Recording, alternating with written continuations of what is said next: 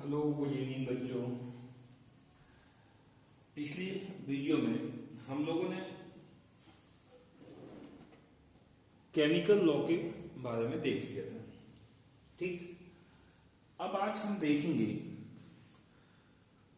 Molecular mass, how to calculate the molecular mass. Molecular mass बोले, formula मास बोले, empirical formula mass बोले, molar mass बोले, equivalent mass बोले, gram formula mass बोले। यानी यहां यदि हम ये टॉपिक बोल रहे हैं तो कहीं ना कहीं कोई डिफरेंस तो होगा, लेकिन डिफरेंस किस पे है? कुछ लोग कहते हैं कि भाई डिफरेंस है तो सेपरेट पढ़ाइए। अरे भाई सेपरेट क्यों पढ़ाया जाए जब प्रोसेस सभी की सेम है, सभी की चीजें कैलकुलेट करने की जो प्रोसेस है वो सेम है, तो फिर डिफरेंट तरीका क्यों यूज किया जाए? तो बेटर ये है, हाँ डिफरेंस है, हम ये नहीं बोल रहे हैं कि यहाँ पे डिफरेंस नहीं है। इनमें डिफरेंस है।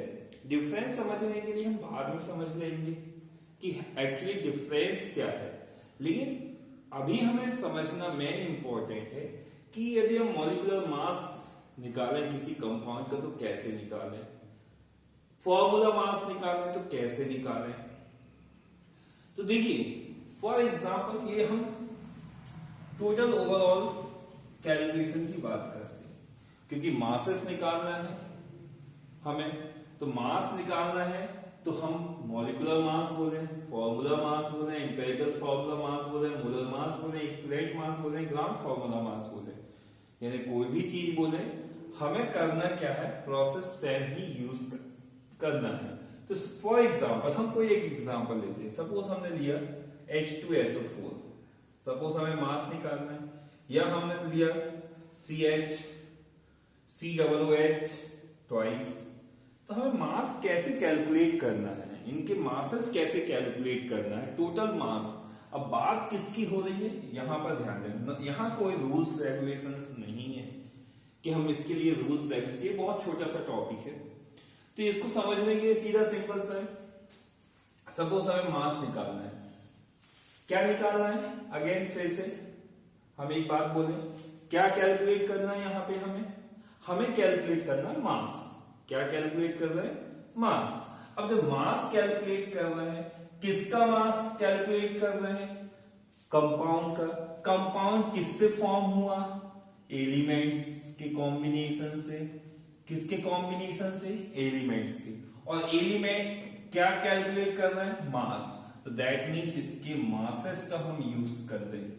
अब क्योंकि कंपाउंड है तो सभी के मासेस को हम यदि सम कर दिया जाए तो क्या निकल के आ जाएगा हमारा, molecular mass, empirical formula mass, anything. यहां से हम क्या बोले, बोलने का तरीका चेंज होगा वो अलग है, उसका डिफरेंस हम बाद में देख लेंगे, लेकिन हमारे पास अभी मेन इंपॉर्टेंट ये है कि हम मासेस कैसे कैलकुलेट करें।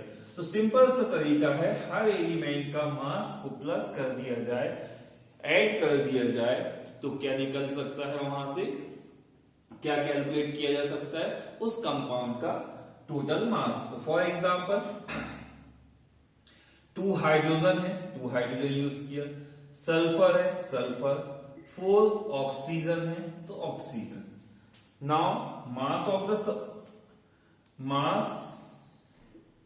The hydrogen, you know that 1, sulfur 32, oxygen 60. Now put the value 2 into 1 plus now sulfur 32, 4 into 16. Now 2 ones are 2, 32, 16 fours are 64. Now the total value is 64.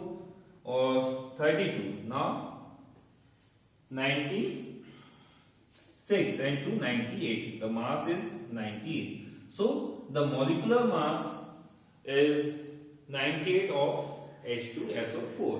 तो ये एक सिंपल तरीका था, आप ध्यान से देख लें, मासेस निकालने का एक सिंपल सा तरीका। यही तरीका होगा किसी भी चीज का मास निकालना है। तो हमारा मास कितना आ गया 98। फॉर सेकेंड एग्जांपल ले लें, एक एग्जांपल और समझ लेते हैं। अब ये किसी भी फॉर्मूला का आप निकाल सकते हो, इसमें आपको चेंज करना या मेथड चेंज होगी, ये ऐसा बिल्कुल भी नहीं होने वाला है।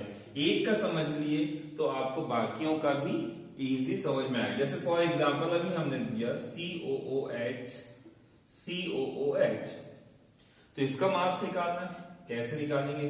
हियर 2 कार्बन, टोटल 2 कार्बन करके काउंट कर दीजिए। Now 2 hydrogen, now how many oxygen? 4 oxygen. Now 2 into mass of carbon 12, hydrogen 1, oxygen 16. Now mass is 16. So here the value 12 2s are 24, 2 1s are 2, and 16 4s are 64. Now add 4 to 6 0. Now 2 6 8 and 1 9. So answer is 90. So that is a mass of the any compounds. So it is called a molecular mass, empirical formula mass, molar mass। यानी आप कोई भी mass calculate क्यों नहीं कर रहे हैं, आपका आंसर या आपकी जो वैल्यू है वो क्या होगी? सिर्फ प्रोसेस सिमिलर होंगी। मतलब वैल्यू तो आपकी आंसर आने वाली है, ये 90 आया। तो आपके लिए मासेस निकालने के लिए प्रोसेस सिमिलर है, आपका कंफ्यूज होने की जरूरत नहीं है। डिफरेंस है इनमें, अगेन हम कह रहे हैं कि डिफरेंस है, लेकिन डिफरेंस कैलकुलेट करने के लिए आपको क्या करना है, यहाँ पे वैल्यूज कैलकुलेट करना, ये थोड़ा सा समझने की जरूरत है। बाकी तो आपको वैल्यू कैलकुलेट करने के लिए सिंपल मेथड है सभी के लिए। तो ये था मासेस। एक इस वीडियो में हम नेक्स्ट टॉपिक ले लेते हैं एक और, परसेंटेज ऑफ द कंपाउंड, क्योंकि ये इंपॉर्टेंट है नेक्स्ट टॉपिक के लिए। हमें इस चैप्टर में, फर्स्ट चैप्टर में आगे टॉपिक पढ़ने के लिए हमें बहुत ही इंपॉर्टेंट होगा ये मासेस और परसेंटेज ऑफ द कंपाउंड। अब परसेंटेज कैसे कैलकुलेट करें? सपोज उसने कहा कि calculate the all percentage of CO2। Suppose उसने कहा कि calculate the, question here, calculate the percentage of each element of CO2। क्या कैलकुलेट करने क्या है? सॉरी, क्या कैलकुलेट करने क्या है? परसेंटेज किसका? हर एलिमेंट का ऑफ द गिवन कंपाउंड, यानी यहां पे CO2 दिया हुआ है। तो सपोज परसेंटेज कैसे निकालते हैं? अब यहां तो कोई वैल्यू नहीं दी, सर यहां तो वैल्यू नहीं दी, हम परसेंटेज कैसे कैलकुलेट करें? कोई बात नहीं, वैल्यू नहीं दिया है, लेकिन उनके नंबर्स तो दिए, हमें मालूम है नंबर्स, यानी उसके मासेस नंबर हमें मालूम है कि परसेंटेज के लिए फॉर्मूला क्या होता है। परसेंटेज के लिए obtain things upon total numbers into में 100। यानी कि हम यहाँ पे क्या करेंगे, जब कोई वैल्यूज नहीं दिया है, जैसे आप अपने 10th के परसेंटेज निकालते हैं तो इजी निकालते हैं कि जितने आपने ऑब्टेन किया है डिवाइडेड बाय 500 कर दिया और इनटू 100 कर दिया, तो क्या होता है इजी परसेंटेज। वहां सब वैल्यू होती है, हमारे पास नंबर्स होते हैं, लेकिन यहाँ तो नंबर्स भी नहीं है। यहाँ क्या करेंगे? तो यहाँ कुछ नहीं करना है, आपको इनके मासेस यूज कर लेना है। क्या यूज करेंगे? रिपीट, मासेस, नंबर बिल्कुल यूज नहीं करेंगे। मतलब that means atomic numbers use नहीं करेंगे। क्या करेंगे आप? Atomic masses. तो फॉर एग्जांपल सबसे पहले टोटल मास कैलकुलेट कर लो। सॉल्यूशन,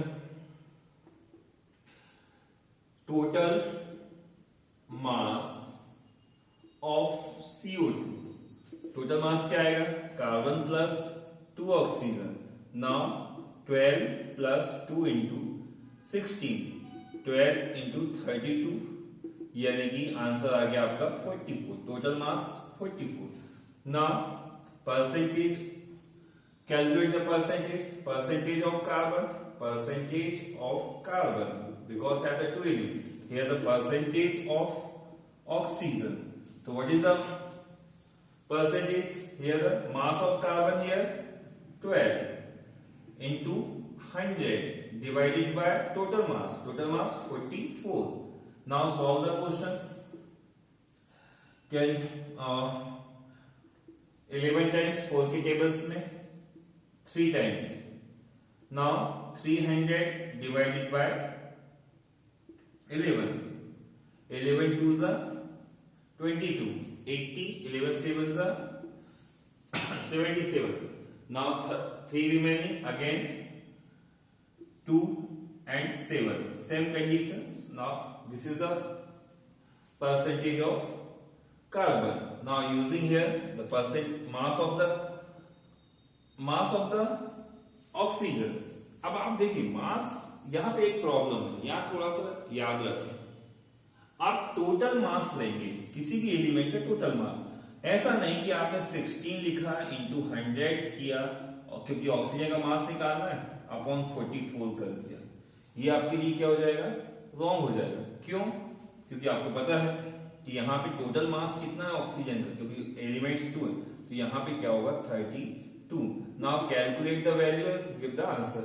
सो सिंपल वे, तो यहां से या फिर आपको एक शॉर्ट इन केस ये क्वेश्चन ऑब्जेक्टिव में आता है तो आपने एक एलिमेंट का निकाला दूसरे का पूछा, क्योंकि कैलकुलेशन में टाइम वेस्ट करने से बेटर ये है, ध्यान समझे सुने, यहां पे क्या होगा, बेटर तरीका क्या है, यहां पे 2 एलिमेंट्स थे, हाँ 3-4 एलिमेंट्स होंगे तब हम सोचेंगे करना क्या है, बट इन सिंपल यहाँ पे 2 एलिमेंट्स हैं, कार्बन और ऑक्सीजन।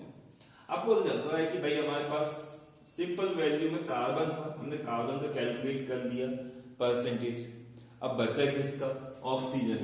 यदि ऑब्जेक्टिव में आया, यदि सॉल्व करने के लिए नहीं दिया है तो आप क्या करें, इसको सॉल्व ना करें, डायरेक्ट क्या करेंगे, ऑक्सीजन परसेंटेज निकालना है तो आपको मालूम है कोई भी कंपाउंड क्या माना जाता है, 100% माना जाता है।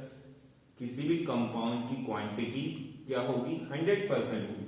तो क्या करेंगे, ऑक्सीजन का परसेंटेज निकालना है, percentage of oxygen in short method, बाकी आप तो यहां आंसर निकाल ही देंगे।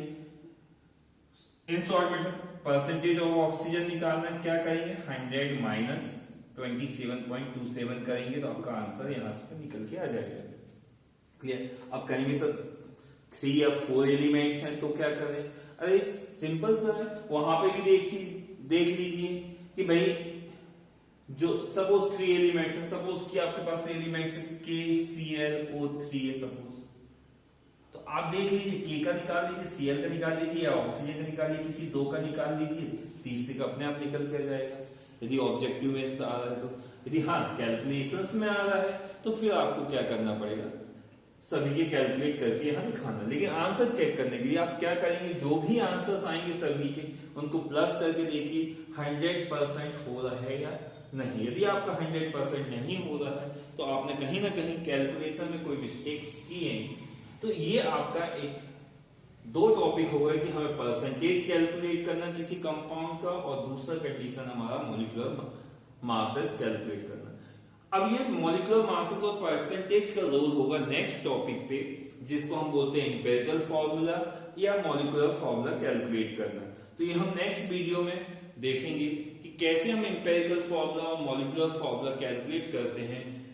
तो ये बहुत ही इंपॉर्टेंट टॉपिक है, तो नेक्स्ट वीडियो में मिलते हैं।